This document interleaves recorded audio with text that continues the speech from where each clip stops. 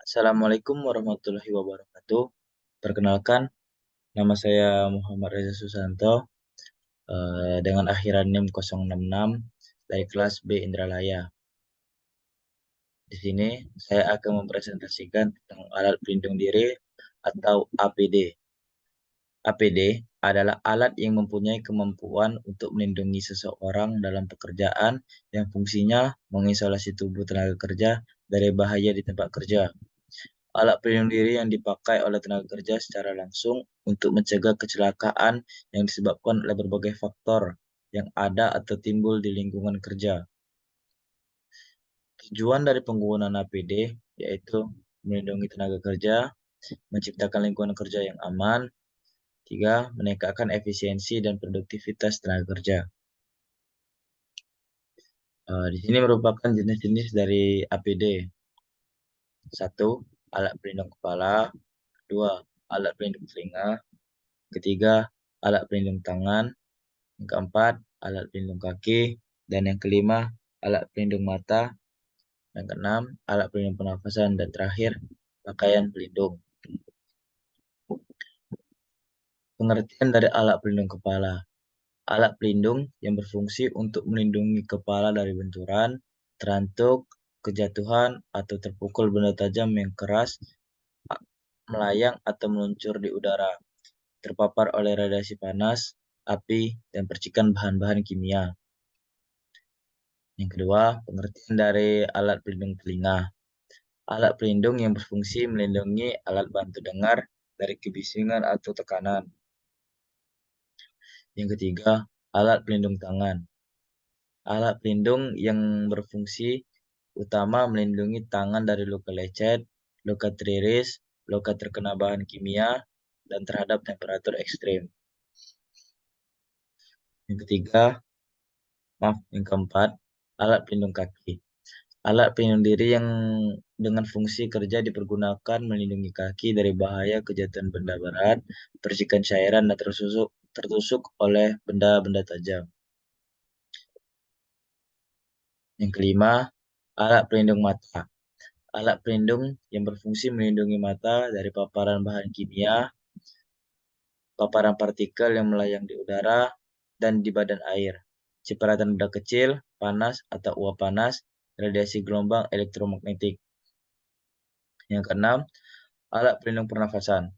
Alat pelindung pernafasan memberikan perlindungan terhadap sumber-sumber bahaya seperti kekurangan oksigen dan pencemaran oleh partikel debu, kabut, dan asap, uap logam, serta pencemaran oleh gas atau uap.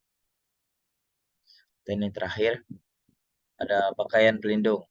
Penggunaan bagian pelindung tubuh diwajibkan.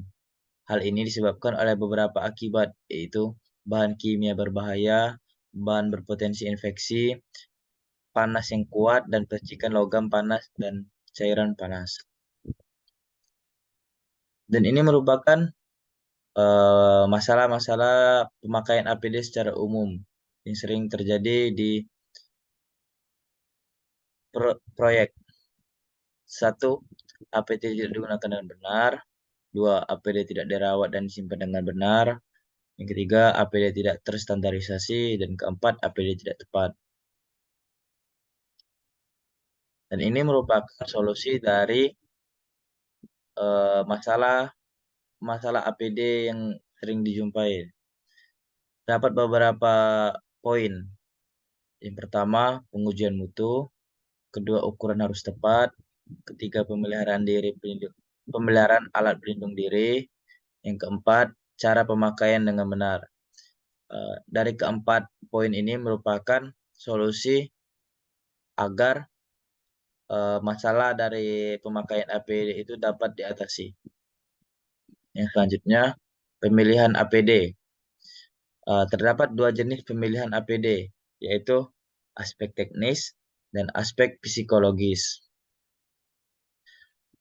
Terdapat tiga aspek teknis, yaitu satu, pemilihan berdasarkan jenis dan bentuknya. Jenis dan bentuk alat pelindung diri harus disesuaikan dengan bagian tubuh yang dilindungi. Yang kedua, pemilihan berdasarkan mutu atau kualitas. Mutu alat pelindung diri akan menentukan tingkat keparahan dan suatu kecelakaan dan penyakit akibat kerja yang mungkin terjadi. Dan yang ketiga, penentuan jumlah alat pelindung diri. Jumlah yang diperlukan sangat tergantung dari jumlah tenaga kerja yang terpapar potensi bahaya di tempat kerja. Terdapat 6 psikologis. 1. Alat pelindung diri harus dapat memberikan perlindungan yang kuat terhadap bahaya spesifik atau bahaya-bahaya yang dihadapi oleh tenaga kerja. 2. Berat alat hendaknya seringan mungkin dan alat tersebut tidak menyebabkan rasa ketidaknyamanan yang berlebihan. Yang ketiga, alat tidak menimbulkan bahaya-bahaya tambahan bagi pemakainya yang dikarenakan bentuk yang tidak tepat atau karena salah dalam penggunaannya.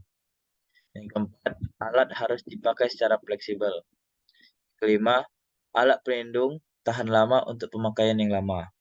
Dan yang terakhir, alat tersebut tidak membatasi gerakan atau persepsi sensoris pemakainya. Terdapat 6 kriteria APD.